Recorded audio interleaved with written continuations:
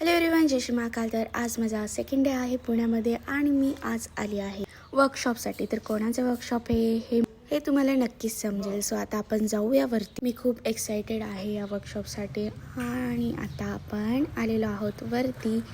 तुम्ही बघू शकता किती रश आहे आणि फायनली कांची शिंदे मॅमचं वर्कशॉप आहे आणि मी यांना भेटून खूप जास्त एक्सायटेड होती. मला लावणीचा एक्सपिरियन्स नाही, पण मी खूप छानपणे शिकू शकली आणि नेक्स्ट टाईम नक्कीच ट्राय करेल. सो वर्कशॉप खूप छान झालेलं होतं, खूप छान शिकवलेलं होतं. Thank you so much ma'am. आणि आता आम्ही निघालो होतो मालेगावसाठी. सो